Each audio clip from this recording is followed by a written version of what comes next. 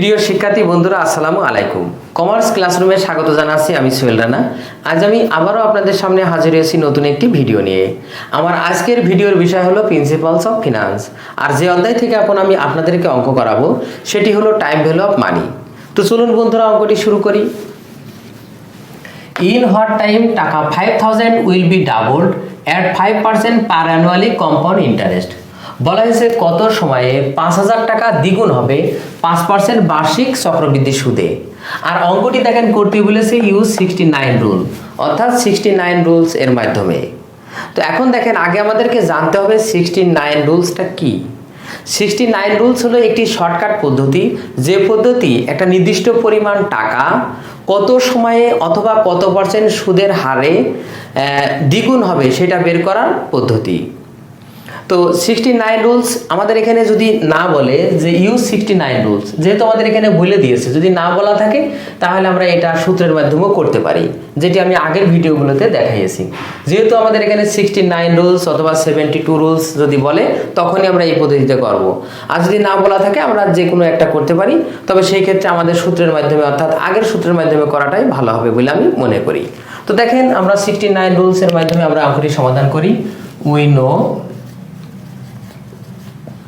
যেহেতু আমরা এখানে কি বের করব, সময়, তার মানে n equal 0.35 plus 69 divided interest rate.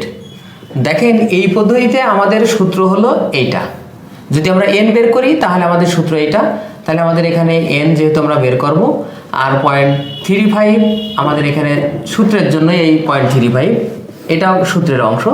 আর দেখেন ইন্টারেস্ট রেট আমাদের দেওয়া আছে 5%, আর n যেটা আমাদের সময় সেটা বের করতে হবে। তো দেখেন 69, আর যেহেতু আমাদের ইন্টারেস্ট রেট 5%, আমরা এখানে 5 ব্যবহার করব। এবার দেখেন n ইকুয়াল 0.35 প্লাস এই 69কে যদি 5 দিয়ে আমরা ভাগ করি তাহলে আমাদের 13.8 হয়। এবার দেখেন আমরা এইটার সাথে আমরা এটা যোগ করব, আর যোগ করলে আমাদের এখানে আসে হলো 14.15 ইয়ার্স।